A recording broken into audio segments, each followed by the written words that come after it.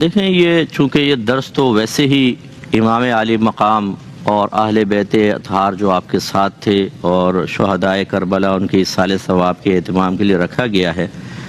تو اگر ان کی کاوشوں ان کی قربانیوں کو دیکھا جائے تو بعین ہی آپ کو اس آیت کا عکس نظر آئے گا کہ وہ اللہ رسول پر ایمان لائے اور انہوں نے کوئی شک نہیں کیا اور پھر اپنی جانوں اور اپنے مالوں کے ساتھ دیکھیں جہاد بھی کیا، تو اولئک هم الصادقون، واقعی وہی سچے ہیں۔ تو یہ میں نے آپ کو عرض کیا تھا کہ ان کا یقین اتنا کامل تھا کہ جب ہم اپنے خاندان کو لے کے نکلیں گے اس کے بعد ہو سکتا ہے ہمارا ظاہری وجود باقی نہ رہے، لیکن ان کا روحانی وجود، مفہوم کے اعتبار سے وجود، ان کی عزت عظمت کے لحاظ سے وہ قیامت تک زندہ اور بلند رہے گا، اور ایسے ہی ہوا۔ تو اس لیے یہ وہ چیز ہوتی ہے کہ جس نے ان کو گھروں سے باہر نکالا ہے، دیکھیں وہ اس حدیث پر عامل تھے۔ حدیث بھی چونکہ نبی کریم صلی اللہ علیہ وسلم کا فرمان تھا، ان کو کامل یقین تھا کہ یہ نبی کریم کا فرمان ہے، مجھے اس پہ عمل کرنا ہے، کہ سرکار نے شاد فرمایا کہ اگر تم برائی کو دیکھو تو ہو سکے تو اس کو اپنے ہاتھ سے بدل دو، ہاتھ سے نہیں بدل سکتے تو زبان سے بدلو، اور زبان سے نہیں بدل سکتے تو کم از کم دل میں برا جانو، یہ ایمان کا کمزور ترین درجہ ہے۔ اس لیے آپ دیکھیں گے کہ امام حسین جب تک افرادی قوت آپ کے پاس نہیں تھی، آپ زبانی کلام کرتے رہے، اور جب آپ کو افرادی قوت حاصل ہو گئی، جو تمام کوفیوں نے خط لکھے اور حضرت مسلم بن عقیل رضی اللہ تعالیٰ عنہ تصدیق کے لیے وہاں گئے اور تقریباً 40,000 افراد نے آپ کے ہاتھ پر بیعت کی، تو آپ نے لیٹر لکھ دیا کہ حضور تشریف لے، اب افرادی قوت بھی ہے۔ اب اس کے بعد کیسے رہ سکتے تھے اپنے گھر پہ؟ تو آپ نے پھر عزیمت کا راستہ اختیار کیا اور آپ تشریف لائے، اور اسی وجہ سے آپ یہ دیکھیں گے کہ جب یہ راستے میں اطلاع ملی کہ مسلم بن عقیل رضی اللہ تعالیٰ عنہ کو شہید کر دیا گیا اور 40,000 نے اپنی بیعت توڑ دی ہے، تو اب پھر وہی پہلی والی صورت آ گئی کہ زبان سے خالی کہنا ہے۔ تو آپ نے کہا کہ مجھے واپس جانے دو، یہ کوئی ڈر کے جانا نہیں تھا، یہ اصل میں تقاضائے شریعت کو پورا کرنا تھا کہ جب میرے پاس افرادی قوت نہیں تھی تب بھی میں زبان سے کہہ رہا تھا، اور اب نہیں رہی اب بھی زبان سے کہنا مجھے لازم ہے،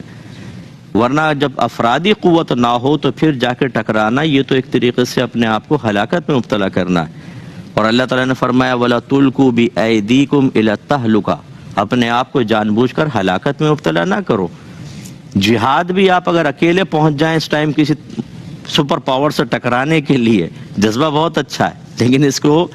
مذہب سراہے گا نہیں۔ امام حسین رضی اللہ تعالیٰ عنہ تو قرآن و حدیث کی تعلیمات کی چلتی پھرتی تصویر تھے، تو آپ نے شرعی تقاضے پورے کیے۔ ہاں جب یہ ہو گیا کہ انہوں نے راستہ روک لیا کہ ہم نہیں جانے دیں گے، اس کے بعد اس نبی کریم صلی اللہ علیہ وسلم کے خاندان کے شیر کی بہادری آپ دیکھیں کہ وہ ایسے نہیں کہ ہاتھ جوڑ دیے ہوں، کوئی معاذ اللہ ثم معاذ اللہ قدموں میں گر گئے ہوں،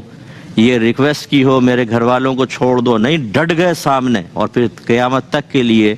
ایک تاریخ رقم کر دی آپ نے۔ تو یہ ان کے کامل یقین کی ہی تو علامات ہیں، جس نے گھر سے باہر نکالا، پھر تلوار، پھر مقابلہ، حتیٰ کہ مقام شہادت۔ اب ہوتا یہی ہے کہ ہم امام حسین کے قصے بہت بیان کرتے ہیں،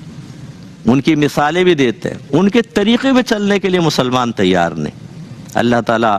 اس کی بھی توفیق عطا فرمائے۔ مفتی صاحب مجھے آپ سے پوچھنا تھا کہ 10 محرم والے دن غسل کرنے کی کوئی فضیلت ہے؟ ضعیف قسم کی روایات میں، بلکہ قریب موضوع آپ کہیں یعنی جھوٹی قسم کی روایات میں اس قسم کی فضائل بیان کیے گئے ہیں، تو ہمارا مشورہ یہ ہوگا کہ اس قسم کی حدیثیں کہ جن میں جھوٹ کا دخل کا یقین قریب یقین اتنا گمان غالب ہے، ان پر عمل نہ کیا جائے، کیونکہ اس قسم کی چیزوں کو اختیار کرنے کے بعد پھر انسان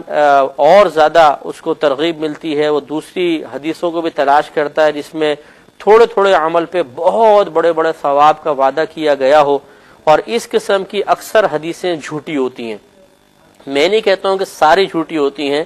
اکثر حدیثیں جھوٹی ہوتی ہیں، اور اس طریقے سے انسان پھر جھوٹی حدیثوں کو اہمیت دینا شروع کر دیتا ہے۔ وہ کلام جو نبی کریم صلی اللہ علیہ وسلم سے منقول ہی نہیں، وہ اس کلام کی تعظیم شروع کر دیتا ہے، یہ سمجھ کر یہ نبی کریم صلی اللہ علیہ وسلم کا کلام ہے، اور نہ صرف خود وہ عمل کرتا ہے بلکہ اس کلام کو دوسروں تک پہنچاتا ہے۔ اور نبی کریم صلی اللہ علیہ وسلم کی